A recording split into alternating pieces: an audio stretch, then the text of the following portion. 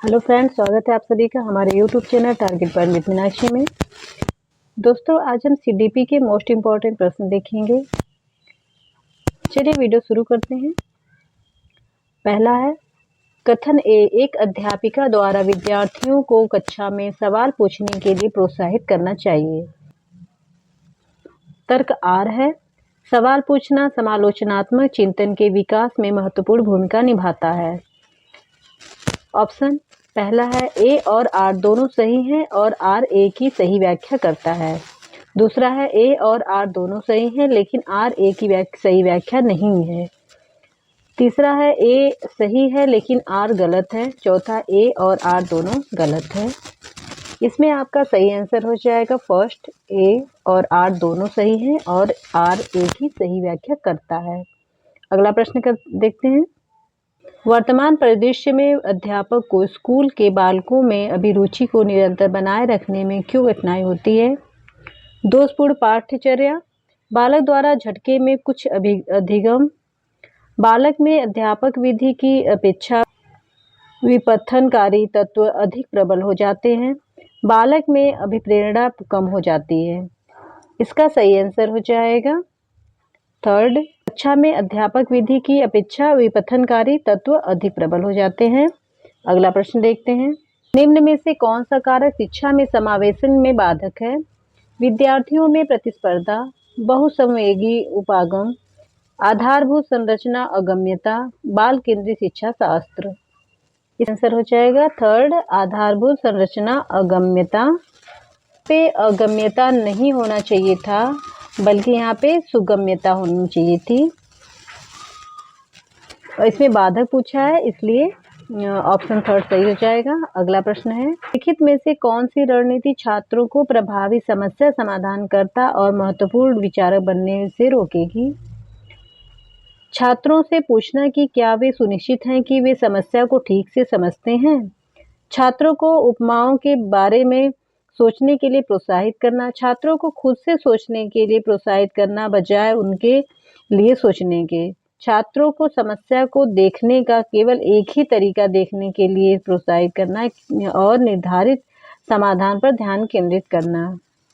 इसका सही आंसर हो जाएगा फोर, छात्रों को समस्या को देखने का केवल एक ही तरीका देखने के लिए प्रोत्साहित करना और निर्धारित समाधान पर ध्यान केंद्रित करना। अगला प्रश्न है, एक प्रगतिशील कक्षा में बच्चों का सीखना इनाम व सजा के प्रयोग से नियंत्रित होता है। बच्चों को सख्त निगरानी में रखना चाहिए व अनम्य पाठ्यचर्या अपनानी चाहिए। सीखने को सुसाधित करने के लिए वेधन व अभ्यास की विधि का पालन किया जाता है। सीखने का आधार प्रत्यक्ष अनुभव व संवाद होते हैं। इसमें सही आंसर हो जाएगा फोर, सीखने का आधार प्रत्यक्ष अनुभव व संवाद होते हैं। अगला है, आप बालकों में नैतिक मूल्य कैसे सुनिश्चित कर सकते हैं?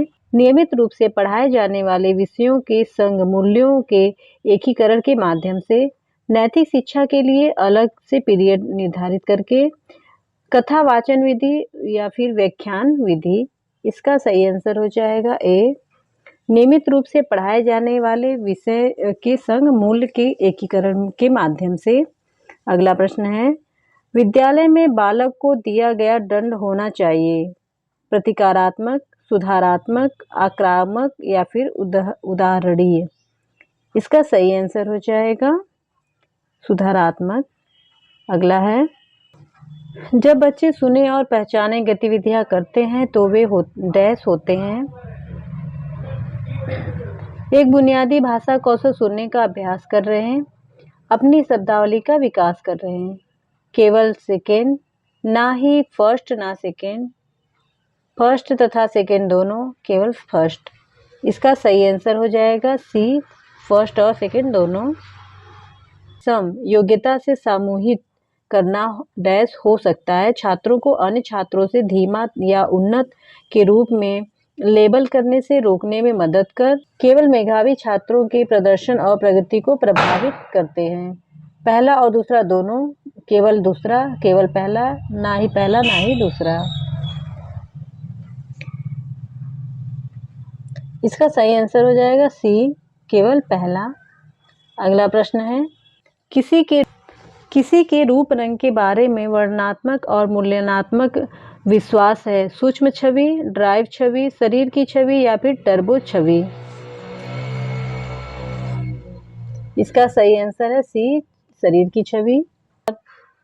माध्यमिक स्कूल में बच्चों के विकास एवं सामाजिकरण में परिवार को डैश और समकक्षियों की डैश कोई भूमिका नहीं है, कोई भूमिका नहीं है, महत्वपूर्ण भूमिका है, प्रमुख भूमिका है, कोई भूमिका नहीं है, प्रमुख भूमिका है, प्रमुख भूमिका है, कोई भूमिका नहीं है।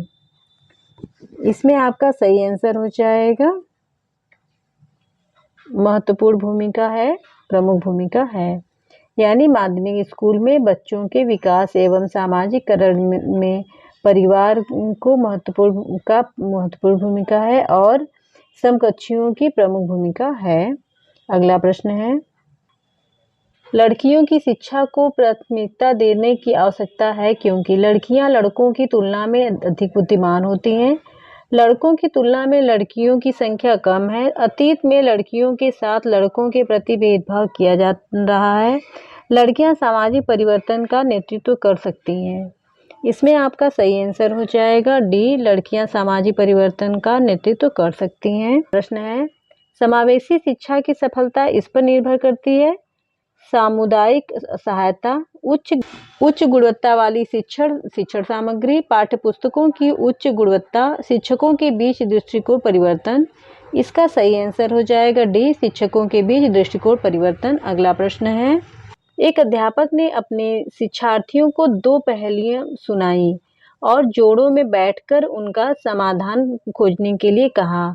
एक को कहा कि वह जो भी सोच रही है उसे बोलकर पहेली का हल निकालने और दूसरे को दूसरी पहेली का हल इसी तरीके से ढूंढना है। इस विधि को क्या कहा जाएगा? बोलना एवं सुनना, जोड़े में कार्य, भाषा का प्रयोग, सोचकर लिखा या संलेख। इसका सही आंसर हो जाएगा वह सोचकर लिखा गया संलेख। निम्नलिखित में से कौन शिक्षण कौशल से संबंधित है? ब्लैक बोर्ड लेखन, प्रश्नों को हल करना, प्रश्न पूछना या ये सभी? इसका सही आंसर हो जाएगा डी, ये सभी। ब्लैक बोर्ड लेखन, प्रश्नों को हल करना और प्रश्न पूछना ये सभी हैं। अगला प्रश्न देखते हैं, एक बालक किसी कहानी के अनेक शीर्षक बताता है, उसमें योग्यता है वैचारिक प्रवाह की, अभिव्यक्ति प्रवाह की, साहचर्य प्रवाह की या फिर शब्द प्रवाह की? इसका सही आंसर हो जाएगा वैचारिक प्रवाह की। अगला है, अभिकथन ए भाषाई निपुणता व्याकरणिक दृष्टि से सही वाक्य बनाने की योग्यता है। कारण आर, भाषाई निपुणता सुविधा और प्रवाह के साथ भाषा के इस्तेमाल करने की योग्यता है। निम्नलिखित में से सही उत्तर का चयन कीजिए।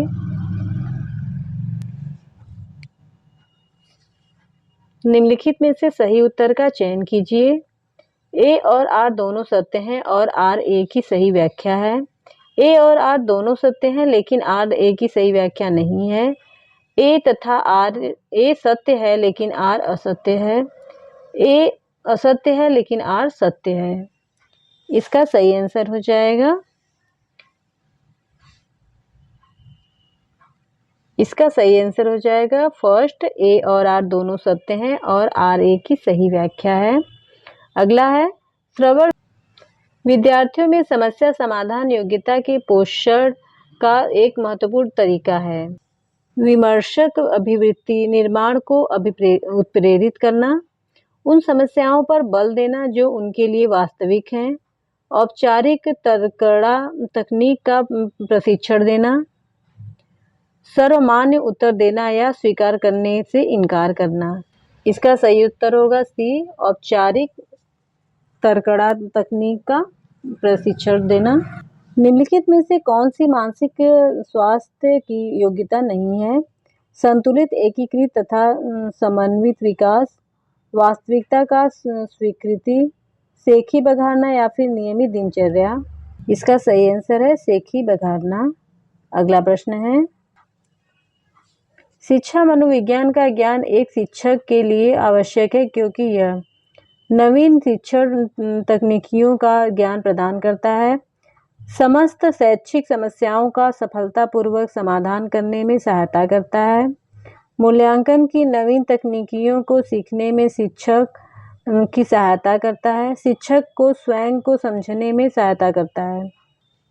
इसका सही आंसर हो जाएगा बी, समस्त शैक्षिक समस्याओं का सफलतापूर्वक समाधान करने में सहायता करता है। अगला प्रश्न देखते हैं। निम्नलिखित में से शिक्षण के सूत्र कौन से हैं? ज्ञात से अज्ञात की ओर, स्थूल से सूक्ष्म की ओर, सरल से जटिल की ओर या फिर पूर्ण से अंश की ओर। इसका सही आंसर हो जाएगा डी, पूर्ण से अंश की ओर। अगला प्रश्न है, निम्नलिखित में से कौन सा कथन अधिगम को स्पष्ट रूप से परिभाषित करता है? अधिगम प्रक्रिया तथा परिणाम है, अधिगम एक सतत प्रक्रिया है, अधिगम प्रक्रिया तथा परिणाम है, अधिगम एक सतत प्रक्रिया है, अधिगम व्यवहार परिवर्तन की प्रक्रिया है, उपरोक्त सभी। इसका सही आंसर हो जाएगा डी, उपरोक्त सभी। अगला प्रश्न है, कक्षा 5 की अध्यापिका अपने विद्यार्थियों को कहानी सुनाते समय रचनावादी उपागम का प्रयोग करती है। उसे अपनी कक्षा में किस युक्ति का अनुसरण नहीं करना चाहिए? कहानी की थीम से संबंधित विद्यार्थियों के पूर्व ज्ञान का सहारा लेना चाहिए, कहानी के अंत का अनुमान लगाने के अवसर देने चाहिए, कहानी को कंठस्थ करके कक्षा में वर्णन करना चाहिए, कहानी के पात्रों पर विचार विमर्श करने के मौके देने चाहिए। इसका सही आंसर हो जाएगा थर्ड, कहानी को कंठस्थ करके कक्षा में वर्णन करना चाहिए। अगला प्रश्न है, कक्षा में विविधता को समायोजित करने के लिए निम्नलिखित में से कौन एक प्रभावी रणनीति नहीं है? छात्रों के सामाजिक और सांस्कृतिक संदर्भ का पता लगाना, छात्रों की विभिन्न पृष्ठभूमियों के अनुरूप शिक्षा शास्त्र, ऐसे विविध उदाहरण प्रदान करना जो सभी विद्यार्थियों के लिए अर्थपूर्ण हो, निर्देशों के मानक सेट का उपयोग करना और शिक्षार्थियों की पृष्ठभूमि को अनदेखा करना। इसका सही आंसर हो जाएगा 4, निर्देशों के मानक सेट का उपयोग करना और विद्यार्थियों की पृष्ठभूमि को अनदेखा करना।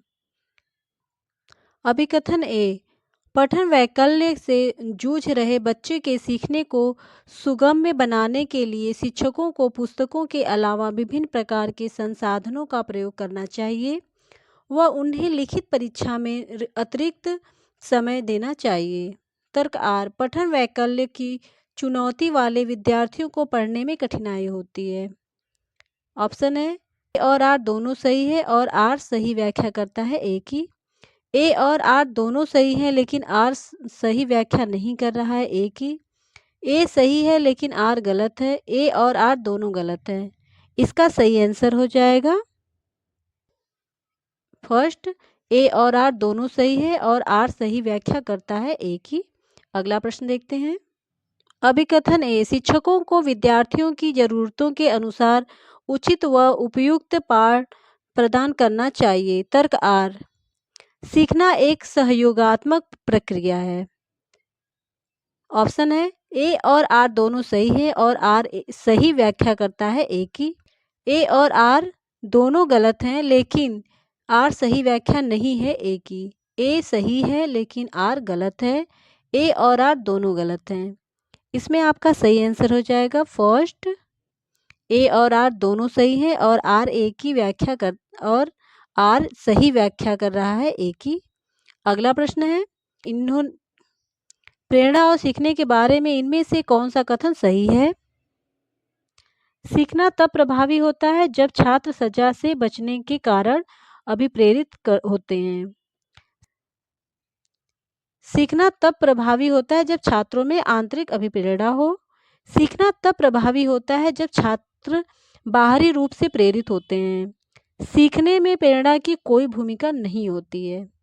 इसका सही आंसर होगा सेकेंड, सीखना तब प्रभावी होता है जब छात्रों में आंतरिक अभिप्रेरणा हो। दोस्तों आज के लिए इतना ही। अगर वीडियो पसंद आए तो इसे लाइक करें, अपने दोस्तों को शेयर करें और मेरे चैनल को सब्सक्राइब कर लें। साथ में बेल आइकन को भी प्रेस कर दीजिएगा ताकि मेरे वीडियो के नोटिफिकेशन आपको मिलते रहें। मिलते हैं अगले वीडियो में, तब तक के लिए धन्यवाद।